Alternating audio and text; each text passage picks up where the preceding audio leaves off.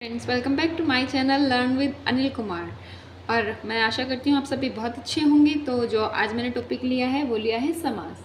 अब आप सोच रहे होंगे ये लर्न विद अनिल कुमार कौन है। तो ये मेरे पापा का नाम है जो एक्सपायर हो गए हैं। तो ये उन्हीं की आईडी थी, तो मैंने उन्हीं के नाम पे ये चैनल बना दिया है।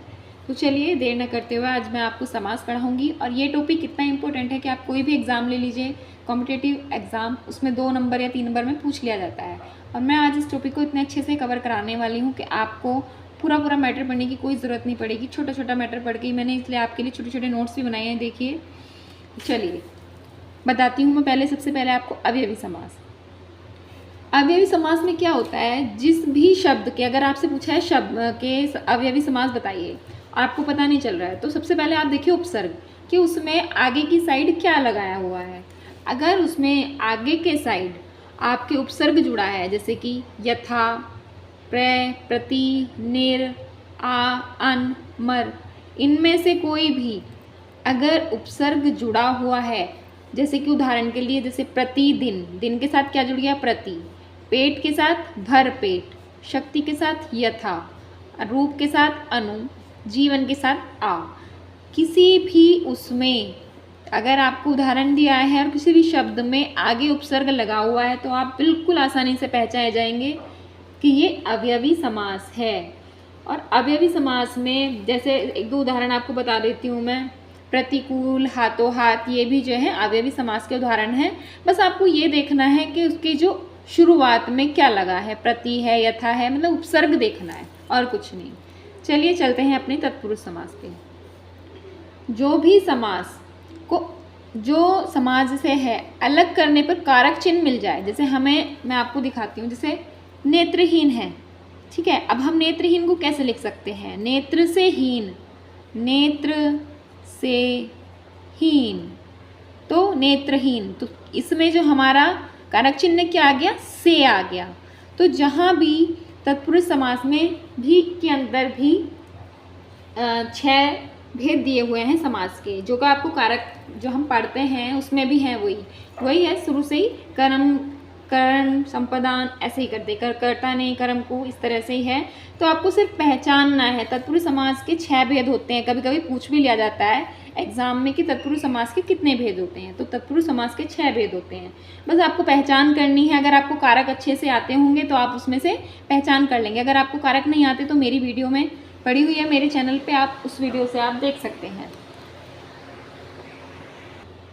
तो ये हो गया हमारा तत्पुरुष समास। अगर कोई पूछे भी या क्वेश्चन में आता है तो इसके कितने भेद होते हैं, वो होते हैं 6 भेद, ठीक है। कर्ता ने कर्म को, कर्ण से। अगर आपको कारक नहीं आते तो आप मेरे चैनल पे जाके कारक की वीडियो देख सकते हैं। तो अब आते हैं हम किस पे, कर्मधारय समास पे, ठीक।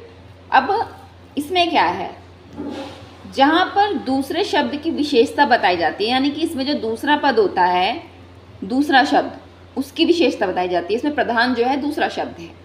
अगर आपको अगर पता भी नहीं चल रहा कि इसमें कर्मधारय समास है कैसे, तो बस आप एक बार ये करके देखना। जैसे उसका उदाहरण दे रखा है, नील गाय, ठीक है। इसका क्या है, गाय, दूसरा पद प्रधान है।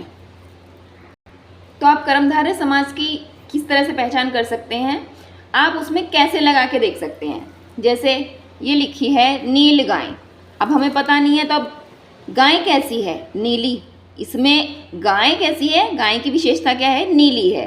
तो सेकंड जो दूसरा जो पद है इसमें इसका प्रधान है, और जिस चीज़ की विशेषता बताई जाती है तो उसमें कर्मधारय समास होगा, ठीक है। बस आप कैसे लगा के देख सकते हैं, मैंने इसमें लिख भी रखा है।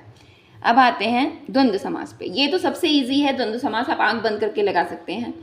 जिस भी समास में योजक चिन्ह हो, यानी कि ये वाला डैश वाला योजक चिन्ह जिसको हिंदी में बोलते हैं, लगा हो, वो आंख बंद करके आप द्वंद्व समास उसको लगा सकते हैं। जैसे कि हम लिखते हैं राम कृष्ण, लेन देन, लेन देन में भी हमने योजक चिन्ह लगाया, दाल रोटी में भी, और माता पिता। तो ये सबसे इजी समास है द्वंद्व समास।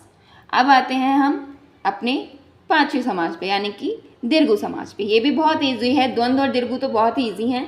मैं नहीं मानती कि कोई भी एक बार में इन्हें अगर समझे और उसको ना आए।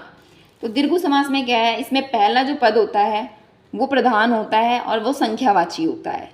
क्या होता है, दीर्घ समास में पहला पद प्रधान होता है और वो संख्यावाची होता है, और वो हमेशा समूह का बोध कराता होगा।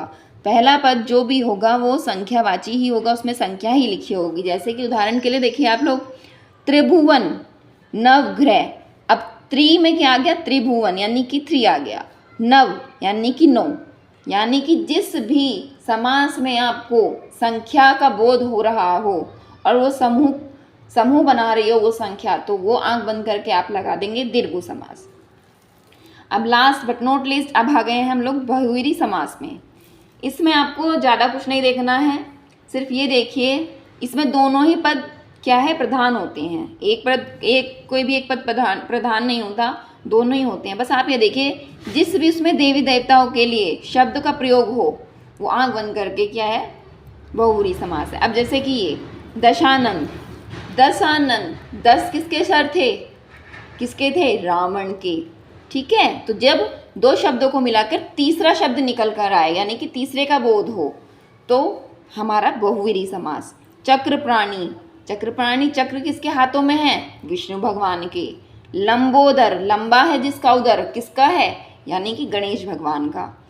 तो मैंने आपको बता दिए हैं आज 6 समास, फिर भी मैं आपको एक बार रिवाइज करा देती हूँ कि अवयवी समास में आपको सिर्फ उपसर्ग देखने हैं। जहाँ पे भी आपको उपसर्ग प्रति मिल जाए, भर मिल जाए, यथा मिल जाए, अनु, आजीवन मिल जाए, आंख बंद करके लगा दीजिए अवयवी समास है।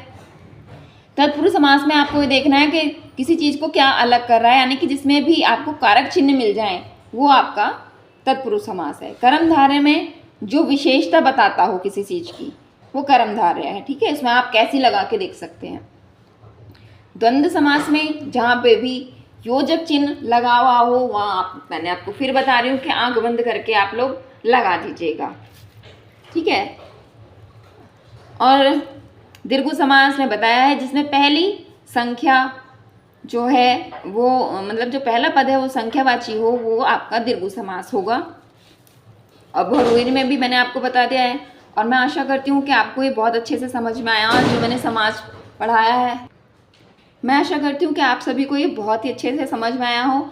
और आपको अगर तत्पुरुष समास जैसे मैंने बताया 6 प्रकार के होते हैं और कारक चिन्ह जो हैं, जो कारक होते हैं हमारे वो 8 होते हैं। अगर आपको किसी को भी कारक चिन्ह नहीं आते हैं तो आप मेरी वीडियो को जाके देख सकते हैं मेरे चैनल पे। और आपको मेरी वीडियो ये अच्छी लगी हो तो प्लीज़ इसको लाइक कर देना, शेयर कर देना, सब्सक्राइब कर देना।